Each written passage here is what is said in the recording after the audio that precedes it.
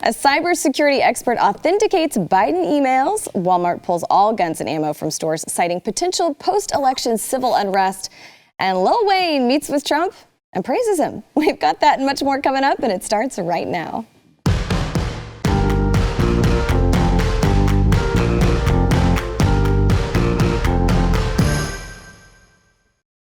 Welcome to the news and why it matters. Happy Friday. I'm Hillary Kennedy. If you're new here, that's Hillary with one L.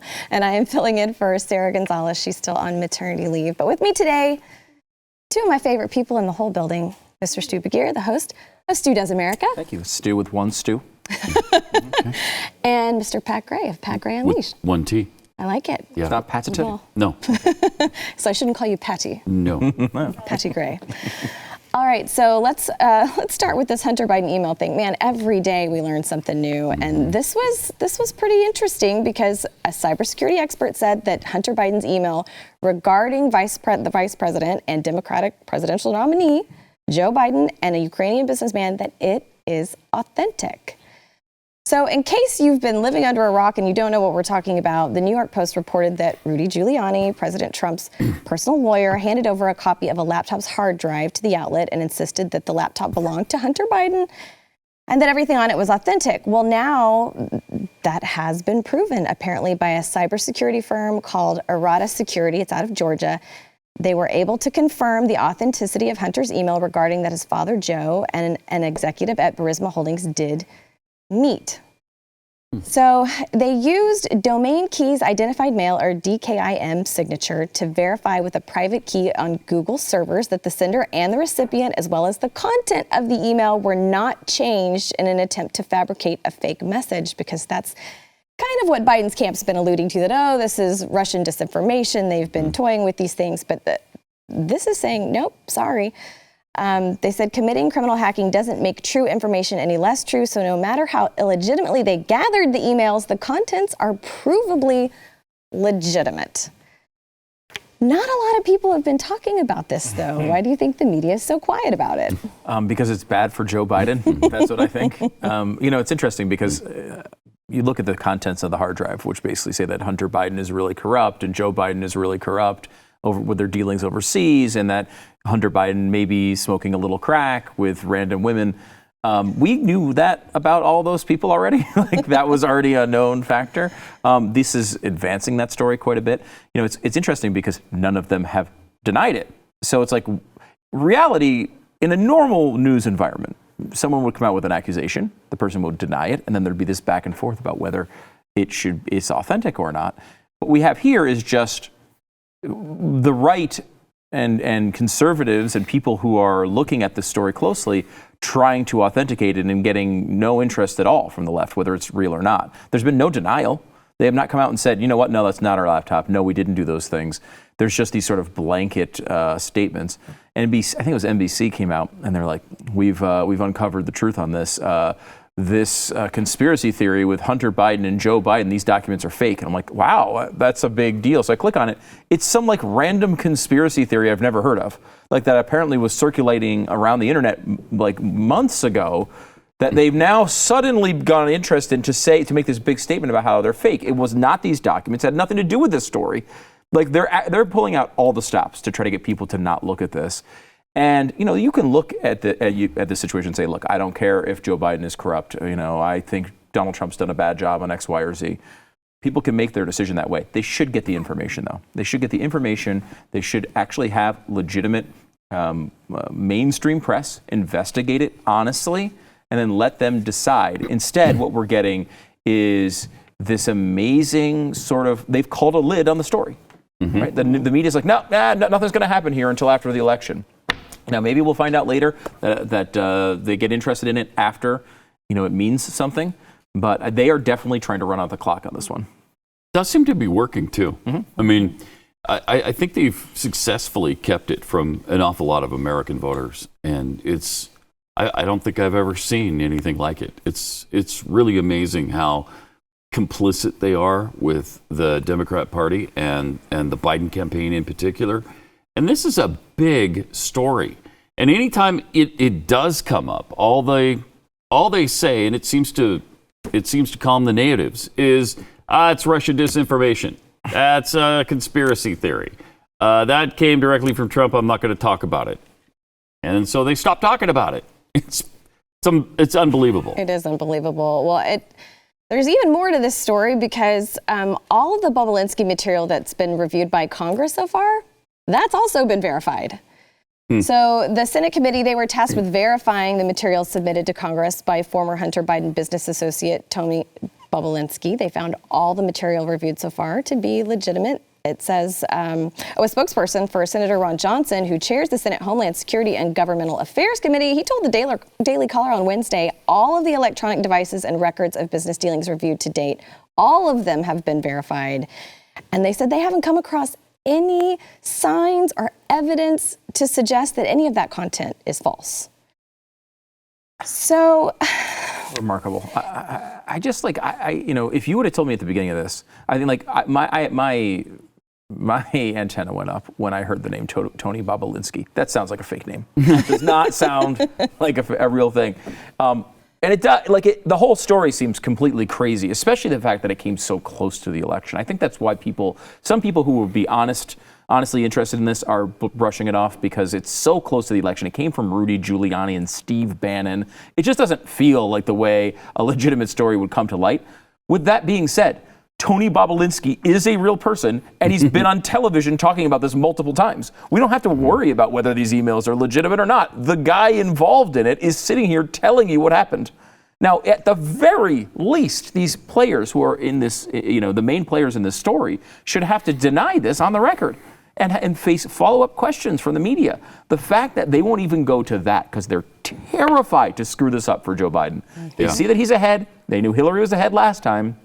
Last time they gave the email story credibility, they feel, even though it was a real story. And they decided that blew the election for Hillary. They're not going to let it happen again. I like how Bobulinski came forward, too, kind of, because he was getting sick and tired of being dragged through the mud by the Bidens. And he told them to stop, or I'm going to come forward with it. And he even called one of their people and said, "Look, I need this to stop, or I'm going to come out." Well, you'll destroy all of us. I mean, he's even got that phone call recorded and has played that. And so they wouldn't stop, and he did come forward, but people still don't care. It's amazing. That's what's so mind-blowing. It says, among many findings, the report discovered that on August 8th, 2017, CEFC Infrastructure Investment wired $5 million to the bank account for Hudson West III, most of which would later be rerouted to the Hunter Biden-owned Owasco firm. Shocker. Total shocker there. So it just said, there's a tweet. Ron Johnson said, "I appreciate that the FBI has a job to do. I'm glad they're finally taking an interest in these concerning financial matters that our committees have been investigating for months. I expect that Mr. Bobulinski will speak with our committee as soon as possible and fully share his insights into the Biden family's business dealings." If Biden is elected, do you think this will just quietly disappear, or do you think that they'll use this as a way to sweep him to the side because it's too damning and he can't serve in office anymore, and a way to just usher in Kamala? Glenn kind of had tossed around that theory this week. I mean, if it's possible, I wouldn't be surprised, especially if it starts going the wrong way and Joe won't give in. There's also a chance too that Hunter winds up getting some problems out of this that doesn't touch Joe. I wouldn't be stunned to see that. Hunter has had so many problems over the years. And it's an easy way for them to say, look, this was a Hunter thing. He's had problems with drugs. It's okay. He's going to go away for a little while, but we love him. You could see that happening. We talked to we had Bill O'Reilly on the radio show today, and we asked the most Bill O'Reilly-ish question possible, which was, how do the folks feel about this? How do the folks feel about this? And it's I think he's right, and I've heard this in a few places, in that the folks. And they're not into it. They're not into it. They're not feeling it. I don't think it's changing minds. And I do think that this is a part of the issue is, the media here, not bringing this up. But when you step back from this, the bottom line here is this is a one-person election. The election is whether you want Donald Trump to have 4 more years or whether you don't want Donald Trump. Joe Biden is a side character. He's like I don't know, who's the who's the least prominent friend on Friends? Like Phoebe. I don't know. Right, Whoever he's it was. Phoebe. It's Phoebe. I like Phoebe, but like it's just like it's a side character. It's like a side plot you don't really care that much about. Joe Biden, whether he's good or bad or corrupt or not or alive or dead, he basically can't even speak. That doesn't seem to be of any interest to the American people. They don't hate him, which is the only hurdle he had to clear to put himself in this position. They don't hate him like they hated Hillary. Right. The passion is all there, but the passion is against Trump. It's not for Biden, and I don't think that's going to change in the last few days. And I think the other thing is they don't understand how Hunter Biden's issues affect them, and how do they even affect Joe, for that matter? Because they believe it's his son's problem.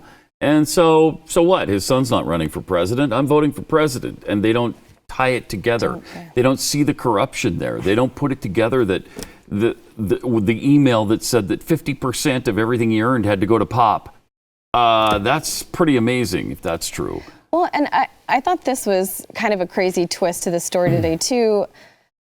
A source with knowledge of the situation revealed to the Blaze that in October of 2018, Hunter Biden's handgun, it was taken from his vehicle without his knowledge by Hallie Biden, and she was the widow of Joe Biden's other son, Beau. She placed that gun in a garbage can outside a Delaware supermarket.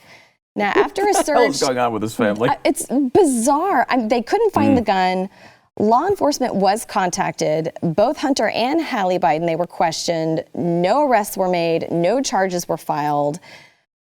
That gun definitely murdered someone. I'm going to say that right now. That's the only explanation for what you just said. Well, he was saying he had it in his car so that it would be away from her children. He didn't want Hallie's children to, come across it. So he wanted to have it somewhere safe, which you would think in a gun safe might be the logical place to put it. But anyway, he had it in his car. And they said he had purchased it for target practice. But neither one of them were forthcoming on why Hallie Biden would take the gun and throw it in a supermarket trash can. And law enforcement did ask him if he had contacted his dad about the incident. And he said, "I've never called my dad for anything," and that he always handled his own affairs. Then the Secret Service got involved. They went and investigated the place where the shop where he bought the gun prior to the report being filed. But why was the Secret Service involved? Because the last day of Secret Service protection for that family was July 8th, 2014.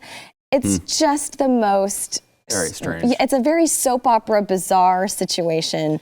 But again, do you think even these strange facts where you're going, why would he have a gun? Why did she dispose of it in that way? Do you think this will move the needle for anybody? I think no. And if we can, because we could talk about the media's fault here, and we have, and I think that's very important.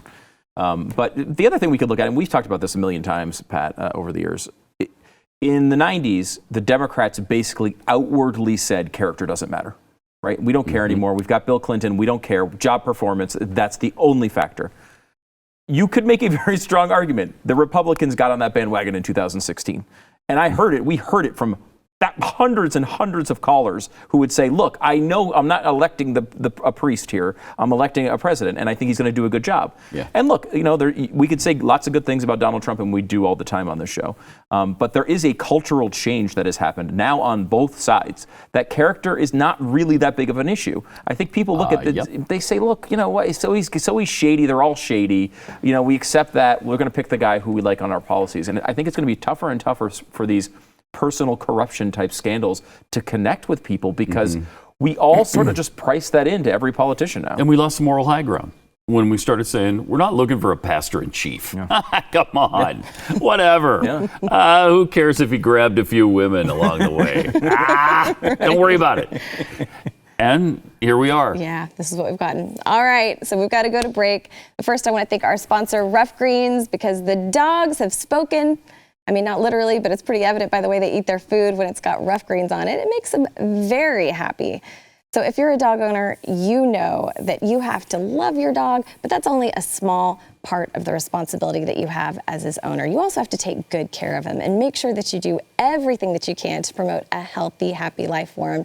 And that's why I love Ruff Greens. It isn't a dog food.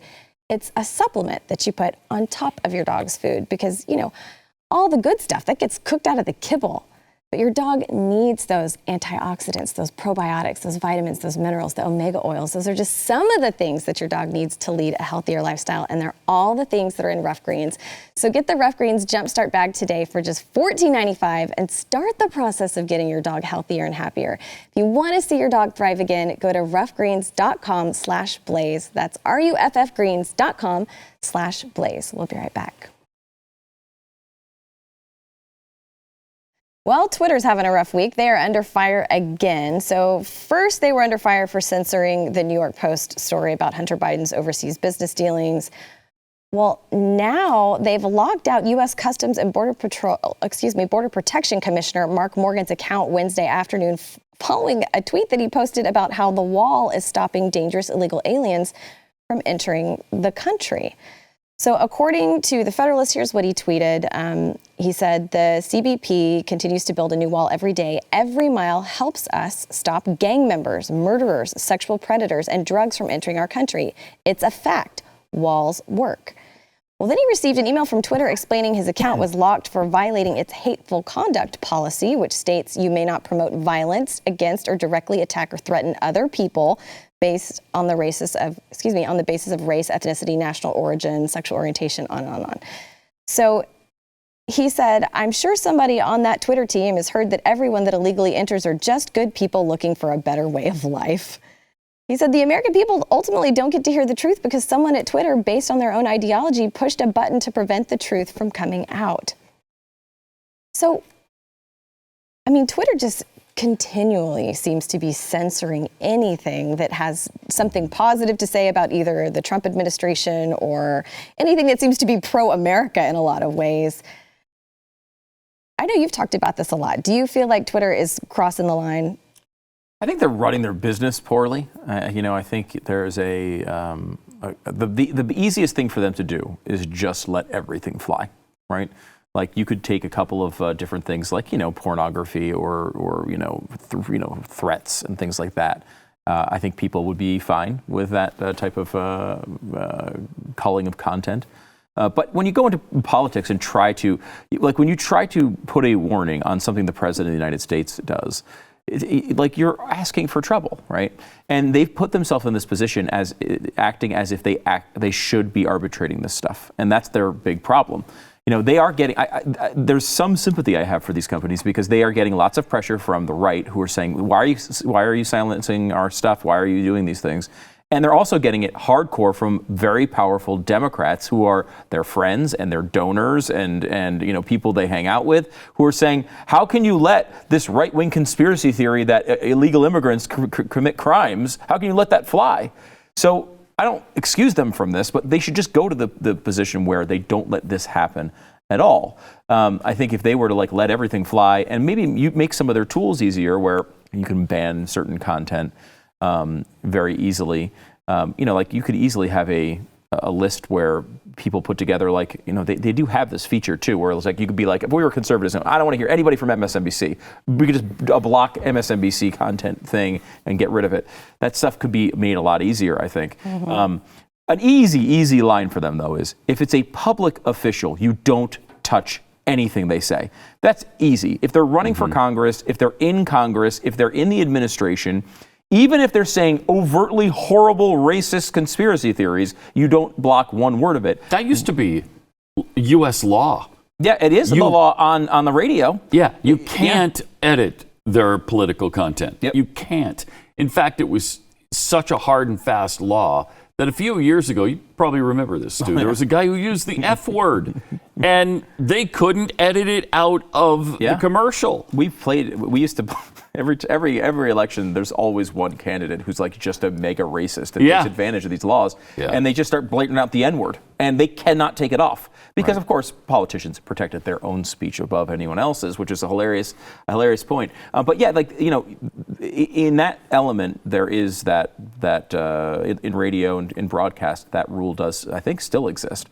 The issue here, though, is I want to know what my public officials say. If let's just say Donald Trump came out and really was an overt racist and really was doing these things, I would want to know it. I wouldn't want you hiding it from me. It's the last thing in the world. I would want to know every little bit of that so that I could judge him negatively for it. Instead, you're going to hide this bad content from me so I don't know what my public officials actually think. Let me judge it. I'm a big boy. We should be able to do this ourselves. Plus, the other thing that we found out about Twitter this week is that Jack Dorsey is Charles Manson's scarier business partner. I think we realized that, didn't we, from the photos? Very odd. What the hell is going on there? Wow. I didn't want to bring up his fashion choices and whatever, but. Yes, you did. You totally did. Well, and speaking of Jack Dorsey, you were talking about, he got some really tough questions this week about why he's censoring some people, but then allowing Iran's Ayatollah Khamenei to say horrible things or denounce the Holocaust and say it wasn't real, whatever. But there was a guy, Ajit Pai, he said, serious question for Twitter. Do these tweets from the supreme leader of Iran violate Twitter rules about glorifying violence? And then, it's all of these tweets basically calling for the destruction of Israel. So they let those fly, but then they're censoring this thing where the guy's saying, hey, the border wall has helped keep some really bad people out. I mean, it makes no sense. I love Ajit Pai. We've had him on the show before. He's probably one of my favorite members of the Trump administration. I think he's done a great job since he's been there. But like you look at this and you say, how are they supposed to solve this? I mean, like they are, like, the pushback from the right, generally speaking, these days takes its form in like how can we change the laws to make Twitter do the things that we want?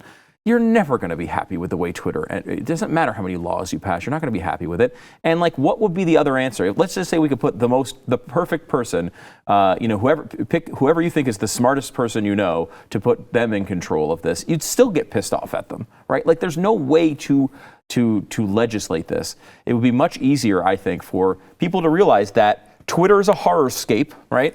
Maybe we should all step back for just a minute and think to ourselves, why are we giving them 5 hours of every single one of our days? Why have we become so dependent on these 3 tech companies when they didn't make us do this? Right. Like, no one is forcing you to be on social media. A lot of this stuff gets blown out of proportion. I mean, only 22% of people in America are on Twitter. 22%. So like we act as if they control the entire political conversation. Well, most people aren't even there. And of those people, less than half use it regularly. And if you watch Twitter, most of those people are not talking about politics at all. Right. So we have to be able to remove ourselves from these conversations a little bit and realize that, like, yes, I understand that the reason why Twitter controls so much of the political debate in this country is because mainstream media, journalists, and personalities are obsessed with it. That's why. It's not because people like it. It's because media people like it. They're on there all the time. They're constantly looking for how much attention and traction they're getting. We have to use this stuff for work. They would say the same thing to us. We have to use it for work. But like, there's no reason for us to be involved like this. I mean, I have friends and relatives who are on Facebook 24 hours a day. Yeah. Did we ever have a conversation about whether it's a good idea to turn over a third of our life to this stupid device? I don't remember ever having that conversation. Yes. It just happened. Oh, really? Yeah. Maybe I wasn't on Facebook. I missed it. We did have that conversation. You missed it. Oh, okay. I may have been sick that day. Remember, I did survive the coronavirus. That is true. Well, an American hero. You are an American hero. Yeah. No, you're right. It is disturbing when you get the little notification if you have an iPhone. It tells you how much screen time you spent per week. Yeah. And it's kind of shocking sometimes. It's very shocking every time. It's depressing. Pretty much every time. But it's a great point. We don't have to be on Twitter. There are alternatives, even if you want to do Twitter-like things, Parler, for instance. I mean, there's places we can go. We just don't because it's inconvenient, or we think not everybody's there. They're not going to see my tweet or my Carl. So what? I know. That's what I keep coming back to. You get that hit of dopamine. Who was it? Simon, what's his face, that used to talk about the dopamine hit all the time. Right. We're addicted to that now. And to be fair, like these, I have these conversations. Look, I'm much more libertarian on these things than certainly the modern right is right now. It seems to be libertarian's a bad word now. But like the bottom line here is, they come back with the same argument, which is like, well, it doesn't work. What you're saying doesn't work. Well, like letting them do what they want to do doesn't work. Well, what is work? What do you mean work? Like let's just say they were absolutely horrible and they edited every conservative comment out of there. If you said anything positive about Trump, it get automatically deleted. Why would that change our lives? I mean, we would all go somewhere else and just not sit. We would take less time on Twitter. Yep. And you know what would happen? Our lives would be better. That's what would happen. That's a great point. All right, when we come back, I want to talk a little bit about Walmart pulling all the guns and ammo from the shelves. I'm interested to see what you guys have to say about that. But first, it's time to talk about Not Free America. One of the most interesting books that I've come across in a while. It's written by Mike Donovan, and this guy's fought tyranny for years as the founder of the nation's largest pro bono civil rights law firm. Now, as Donovan puts it in his new book, Not Free America, our Bill of Rights has been under attack long before COVID-19 or George Floyd's murder.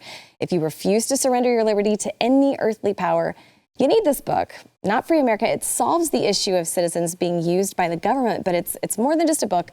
It's a solution. So visit notfreeamerica.com to take the Liberty Pledge and order your copy today to find out how to stop the overreaching abuse of our government and then what actions you can take to do better.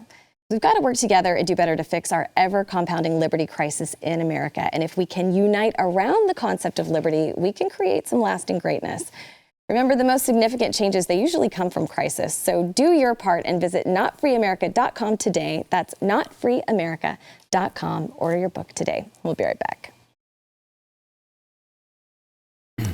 Yesterday, Walmart announced that they're going to be removing all of their guns and ammo from the sales floor ahead of the 2020 presidential election. They said it's an attempt to kind of tamp down the potential for theft of firearms if any of the stores are broken into amid the ongoing social unrest across the country. So the Walmart spokesperson, Corey Lundberg, told CNN Business, we've seen some isolated civil unrest. As we've done on several occasions over the past several years, we've moved our firearms and ammunition off the sales floor. So this stuff will still be available for purchase. It's just not going to be on the sales floor. So well, they haven't ransacked a Walmart in 3 or 4 days. So I don't know why this constant alarm. They would need to do this. Well, BuzzFeed pointed out that Walmart sells guns and ammo in about 50% of its stores across the country. And they made this same decision over the summer following the death of George Floyd because there was so much looting going on. And then also with the stuff that's been going on in Philadelphia this week, they just thought that this would be a smart idea. Do you think it's a smart idea? Only if Nike will remove all their shoes from their shelves, too, because they're probably a bigger looting target than even Walmart is. I don't believe that that's what they're doing. I think Walmart is caving into the hysteria about guns, just like Dick's Sporting Goods did, and Walmart is probably doing the same thing. But, that's fine. They're still Cabela's. We can go to Cabela's. I mean, I think they're definitely going down that road generally. I mean, I think there is legitimate worry for at least especially some of these, city center type Walmarts. I mean, the one that got ransacked in Philly is one I've been to before. I used to live, in Bucks County, and I stopped by there a couple times. Beautiful location. But yeah, no, if you have people breaking into your stores and they steal stuff, that's bad. They break into your stores and they steal a lot of guns. That's really bad. It's really worse. So they probably don't want to be on the hook for a bunch of stolen guns that they could theoretically get in trouble for later on. My thought is, though, and this is crazy, what if you don't let people ransack your stores? Like, what if the police are there to stop the people from breaking in and stealing everything? What? What if, I don't know, you had security around to stop? Like, what are you, a racist? I guess. Don't let them steal stuff now? I know. Is that what you're saying? Because someone they don't know was not wronged, but some people think he was wronged. And that means you should be able to steal as much as you want. No, the guy should have been allowed to stab the 2 cops. Yeah. I mean, we tried to come up with a rule. I don't know what. He wasn't. I was hoping this would be the week that we could set the policy. How many times must you be stabbed before you fire your weapon? I thought it was like a 30. I thought the number 30. 30? Because if you get to, if you're stabbed 35 times, you should be able to do something. And you know what they about let him stab them? Yeah. None times. 0 times. None times. So terrible. It was horrible. And now Walmart is having to do that. I mean, what's the world coming to?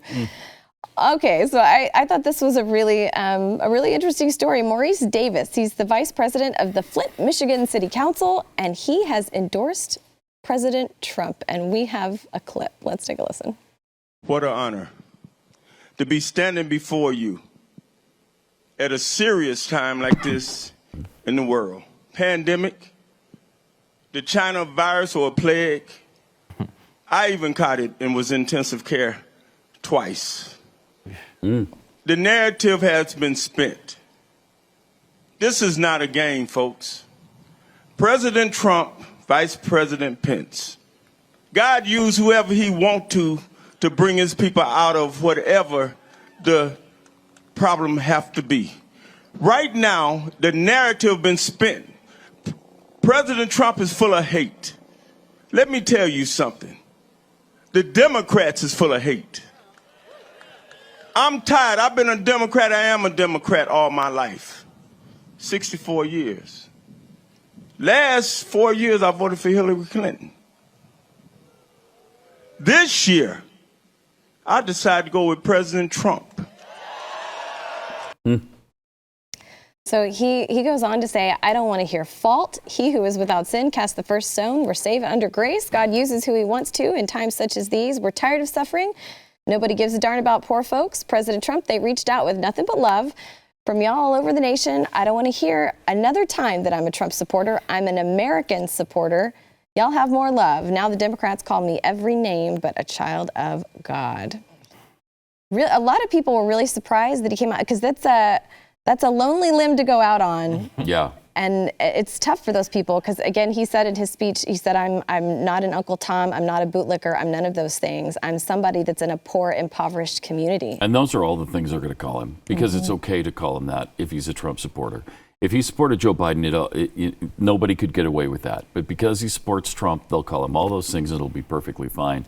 That's real courage that he has shown coming through like that for Donald Trump, because you really opened yourself up for both sides, for whites and blacks, for the Democrats, for these progressives to take shots at you, and they will, and probably threaten his family and probably try to drive him out of whatever employment he has if he's still employed at 64 years old. It's really despicable what they do to people who don't agree with them.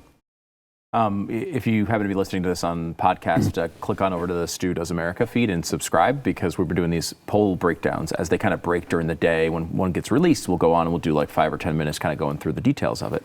One of the really interesting ones that we did was this movement in the electorate would not be something that you'd predict, perhaps, in that minority groups are moving toward Donald Trump and Republicans. The movement, they still trail by a decent amount, but the movement is going toward Donald Trump and Republicans. Where Trump is losing right now is white people in the suburbs. So he's losing the white people and gaining the minorities, which is exactly the opposite narrative of what we're supposed to believe is going on. I mean, the theory of blue Texas all of this time was eventually there'd be enough minorities here to overwhelm the vote of Republicans, and this would be a blue state. Well, we're seeing the opposite happen when it comes to the group's movement, which is interesting and I think sensible, right? Like, at least as far as the minority groups go, there has to be some level of just fatigue where the same people tell you the same thing, give you the same promises over and over and over and over again, and never come through. They never help you. They never make things better. What they do is make things worse over and over again. They all seem to have nice little, they're nice little places in Washington, D.C. don't seem to have any problems. But the other areas of Washington, D.C. do. And, it's nice to see that there seems to be a lot of really independent-minded minorities that are looking at this and saying, you know what, screw this. What are we doing? Let me look at the other side and see what they've got for America, because they might have something better. And I think they would find they do. There's a real reason why Democrats and liberals have been running these cities into the ground all of this time without opposition. Nobody pushing back, nobody voting for Republicans, and with no chance to control these cities, and they wind up in the bottom of poverty over and over and over again. That doesn't have to be the case, and I think a personal responsibility route and a free market route is a much better way to go. And I will say, I mean, the good thing about Hispanics is that unlike blacks, there's some diversity of thought there.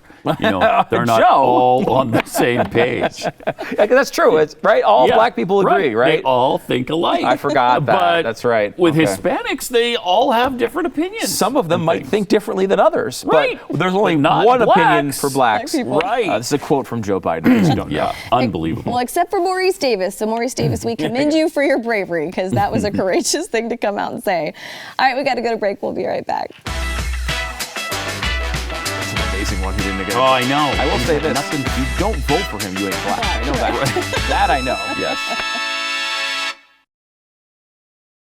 You can probably file this under things that you didn't think was going to happen this week, but Lil Wayne, he was singing Donald Trump's praises. He said that he met with President Trump and said just had a great meeting with POTUS. His real name is Dwayne Michael Carter Jr., in case you're wondering who Lil Wayne is. Yes, I was. He said, besides what he's done so far with criminal reform, the Platinum Plan is going to give the community real ownership. And he was talking about the First Step Act of 2018, Trump's new promise to Black America. And Lil Wayne said he listened to what we had to say today and assured he will and can get it done. So a lot of conservatives on Twitter went crazy about this and were excited that Lil Wayne was stepping out, giving President Trump some props, but he did get a lot of heat from anti-Trump critics. And a lot of Trump supporters were urging him, hey, don't back down because of the haters. Because I think we saw this with 50 Cent. He had said, you know, hey, I look at Biden's tax plan and I'm out. I'm going to support President Trump. And then he got so much heat that he kind of backtracked a little bit. Kanye was like that at the beginning as well. But I was very excited to see this. Pat and I used to do a show, the Pat and Stu show on this very network, which actually initially started as a Lil Wayne fan club. People don't know that. It's a little known fact. What we did was we came out and talked about our favorite Lil Wayne songs every day and played them. And It was huge. Long story short, turned into a talk show. I don't know how. It was a strange transition, but that is how it began. Because he's so political, it got us into politics. Yeah, we had never actually even voted. And we were like, wow, Lil Wayne says lots of interesting things. We should pay attention. Yeah. So we started to. That's how this happened. That's how the place was formed. Yeah. No. I've learned so much about the two of you. You know, I do think that it is an interesting phenomenon. Trump, I think, smartly has gone after high-profile people in entertainment, African Americans, many times in entertainment, because look, that's really his world, right? Like, when you go back to Donald Trump on The Apprentice. I mean, was The Apprentice a great show? No. It had a little charm at the beginning to me. Like, it was like Survivor. I had 1 year of it. I was like, all right, I got it. But one of the reasons why it was so successful is Donald Trump had enormous approval ratings among African American viewers. They loved him. Like, he over-indexed with African Americans in really big ways, bigly. And then, of course, he decided he wanted to say he was for lower taxes, and all of a sudden he was a racist. That was never the case before. It was really one of the reasons why he was a sought-after television personality. It's not because he's great on television, right? Like, I mean, he's not. That's not the reason. It was because he had a real reputation, and a reputation people looked up to him. They liked him. They liked his style. They liked the fact. I mean, his style. A little gaudy for my taste, but he was, he's like that guy that was like, he pushed out there a success, like ultimate unrestrained success, and people liked that vibe. So I'm not surprised to see some of these guys coming back into the fold and saying, hey, let's be honest about it. This guy's cool. We like him. Plus, he has actually done things for minorities. Yeah. I mean, really low unemployment rate for blacks and Hispanics. They make more money now under him. And I mean, there's a lot of really good things that he's actually done. And when you compare that to Democrats who've done absolutely nothing and just made promise after promise after promise and never fulfilled any of them, eventually, someday they're going to, and they're starting to now, people are going to start to wake up and say, wow, we've been on the wrong side of this fence for a while. Well, it's interesting, too, because rap artist Ice Cube, he met with President Trump. Well, he refused to be part of a celebrity Zoom call with Senator Kamala Harris because he didn't think it would be productive and just called it a rally cry. We've got a clip. I want to ask you this, if this is true, because I had heard from one of my sources that you were contacted for the Zoom call. Wow. So basically, he didn't look very happy there, did he? No, he basically said, she invited a bunch of celebrities. It was like 12 other celebrities and entertainers. And he said, it's just a Zoom call with them, all shooting what they believe needs to be done. And to me, that just wasn't going to be productive. He said, the Trump administration wanted to have a sit down, like a one-on-one. What are your thoughts? What do you want to see happen? So he said that's why he decided to sit down and talk to President Trump. He's gotten a lot of heat for this. Do you actually support Trump, though? Do we know that? I think so. Yeah, I don't know that he does. No, he doesn't. He just said, I'm not here to fight about what Trump did, what he didn't do. Is he a good white man? Is he a bad white man? They're pretty much all the same. And I think we have one more clip where he talks about the Zoom call. Now, why hasn't dude done it in 3 years? I don't know. Nobody's been pressing him. Everybody's been like, he's the boogeyman, run. And nobody's been pressing him on behalf of black people because we've been just waiting for Democrats to get back in. I do not agree with you on that statement. There has been a lot of people that have asked him, what about the wall? What about the kids in cages?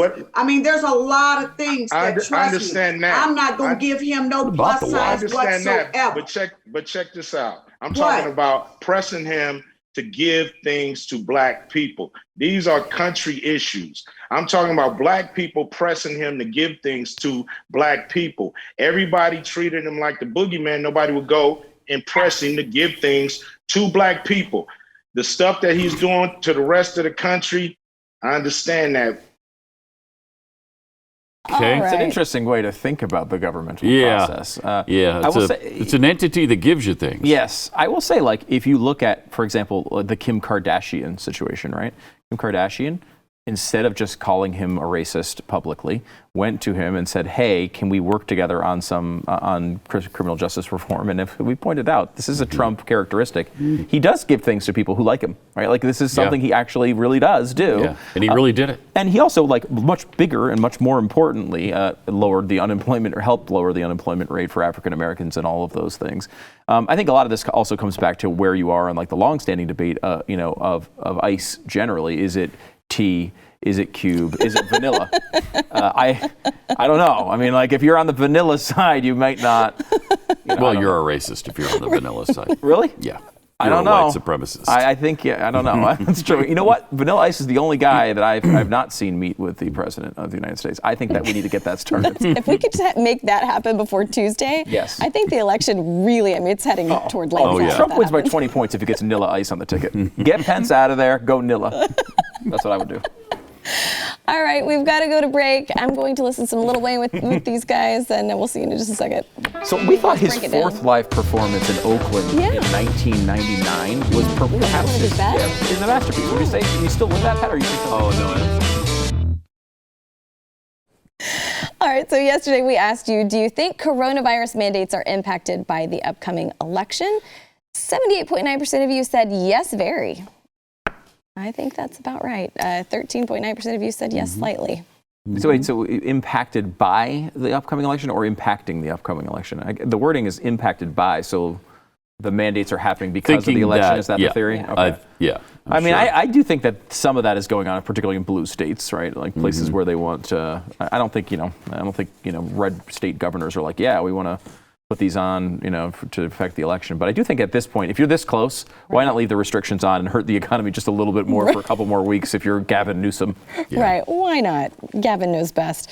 Today's question, do you think we'll know who won on election night or the next morning? Or do you think we're gonna have a situation that's similar to Gore-Bush 2000? Do you think it's going to be like election night and morning, or do you think it's going to be days and weeks down the road? I think I'm in the minority here, but I think we're going to know that night. Do you really? I do. It might not be great news, but I think we may know that night. Florida I don't like has the way you're thinking. Yeah. Do not like the way you're thinking. Florida counts votes. You're going to know pretty early with Florida, and Florida I think tells most of the tale. Now Pennsylvania would be more helpful, and Pennsylvania's going to take a long time. So now if Joe Biden's up by a zillion points, it's not going to take a long time, or Trump is up by a zillion points. But the way they're counting the votes in Pennsylvania is going to take a while. Florida, though, will know quickly, and that if Biden wins Florida, it's over. It's flat out over. And we're going to have great coverage on election night, too. Yes. So you're all going to be there. Yeah, so very excited about it. I think that starts at 8 p.m. Eastern. Yep. All right. Well, you guys have a great weekend. We'll see you next week. You too.